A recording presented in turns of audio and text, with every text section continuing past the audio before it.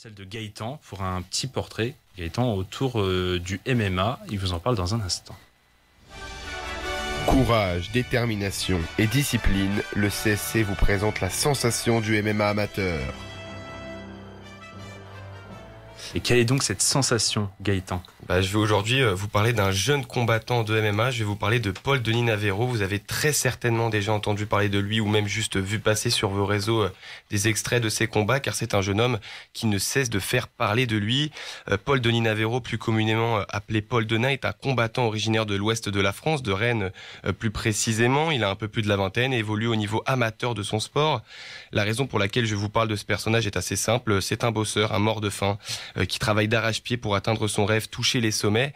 Ce qui m'intéresse, ce n'est pas s'il va pouvoir réaliser son rêve, mais plutôt les moyens qu'il se donne et la manière dont il y travaille. J'ai personnellement commencé à le connaître via sa chaîne YouTube Paul Denain fin 2022, car Paul fait partie de ces combattants qui médiatisent beaucoup leur jeune carrière, leur progrès et leur route vers le succès. C'est Morgan Charrière, le combattant français qui évolue à l'UFC, qui est un peu le précurseur de cette pratique. Le fait de former une communauté qui suit par le biais des vidéos les aléas d'un athlète qui essaye de se lancer dans un sport qui demande énormément de sacrifices. C'est quelque chose qui plaît énormément, surtout quand on arrive au début de l'aventure. On a l'impression d'être au plus près de l'athlète. Et moi, quand j'ai commencé à suivre Paul, sa carrière n'était pas médiatisée, on ne parlait pas de lui. Sa chaîne YouTube comptabilisait à l'époque que 1200 abonnés. Et je suis tombé sur ce Breton qui parle bien à la caméra, qui explique son goût pour la pratique et qui filme ses entraînements et surtout ses galères. Il a soif d'apprendre, donc il tente l'expérience de l'étranger en Irlande notamment, et avec le SBG, une salle célèbre à Dublin. Il emporte avec lui un sac d'entraînement avec à l'intérieur que des affaires de sparring et le caractère trempé d'un garçon débrouillard, limite tête brûlée, prêt à tout pour remplir un objectif.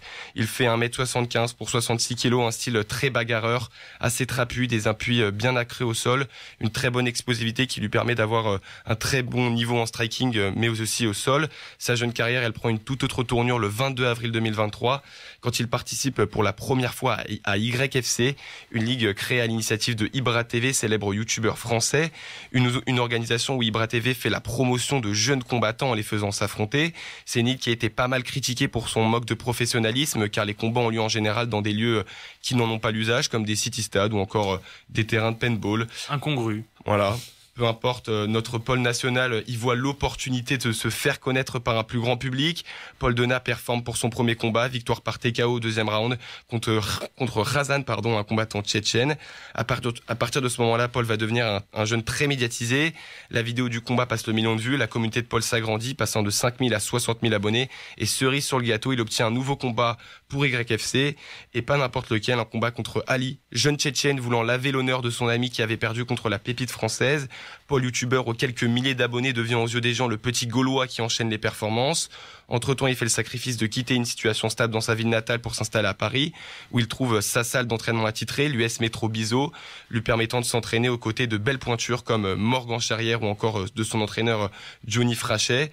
Paul devient en juillet 2023 champion de France amateur des moins 66 kg et occupe le statut de cible à abattre au YFC après sa victoire par soumission au deuxième round contre Ali. C'est ce deuxième passage à YFC qui va faire polémique. Paul est un combattant qui a atteint une certaine popularité et il est considéré par une certaine classe politique comme le franchouillard qui affronte la communauté tchétchène. Ces hypothèses scandaleuses sont évidemment démenties par le combattant et réfutées par les organisateurs de YFC. En tout cas, sa chaîne YouTube comptabilise aujourd'hui 174 000 abonnés. Il est sponsorisé par des marques, invité par Betclic à l'UFC Paris, interviewé par RMC. Alors qu'il y a un an, il vivait encore chez son pote et il enchaînait les jobs d'intérim pour arrondir les fins de mois. Il faut à présent séduire le monde pour Paul-Denis Navarro. Il en aura l'occasion car Paul disputera du 20 au 25 novembre les championnats du monde de MMA amateur à Tirana en Albanie.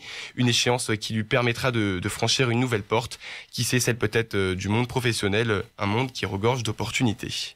Merci beaucoup Gaëtan. À noter aussi qu'en juillet, il a été champion de France de MMA amateur. Je ne sais pas si tu l'avais dit. Oui, je l'avais dit, mais je l'avais survolé. Voilà, survolé. Mais quand même que c'est surtout notre champion de France de la catégorie poids plume. Amateur, tiens à préciser. En amateur, oui, bien sûr. Parce qu'on n'est pas encore chez Benoît Saint-Denis et autres confrères. Merci beaucoup Gaëtan. On est obligé un peu d'accélérer, j'en profite.